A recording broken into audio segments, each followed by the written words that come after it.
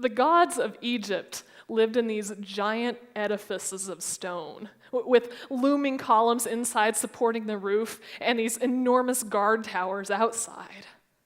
When the God of Israel chose a home, Yahweh picked a tent. Yahweh's dwelling was carried on the shoulders of his people, caked in the dust of his world. Where they moved, God moved. And where they pitched their tent, God's tent was pitched too. If any of you have ever been tent camping or done this recently, you might have noticed that tent camping is a strangely intimate experience. If you were sneaking Oreos in your tent at 3 o'clock in the morning, chances are the person in the tent next to you has noticed. This is the kind of relationship that the Israelites have with God. They are living and laughing and loving in the presence of holiness right there beside them. But the Israelites begin to get nervous. First of all, a tent doesn't have a whole lot of inherent dignity about it. Who's going to respect a God who can't afford a rainproof roof? And second, there's something just really insecure and unsafe about a tent. With only a canvas wall for protection, any Philistine could just march in and carry God off. So King David offers to build God a better house, a temple.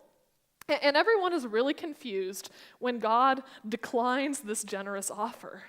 The thing that has never crossed anybody's mind is that Yahweh already had his dream house.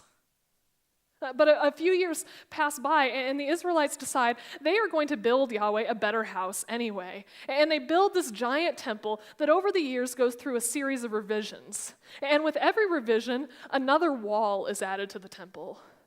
First, there's a wall that's put up to divide the priests from the laity. Then, in the second edition, a wall is added to keep the women at a distance.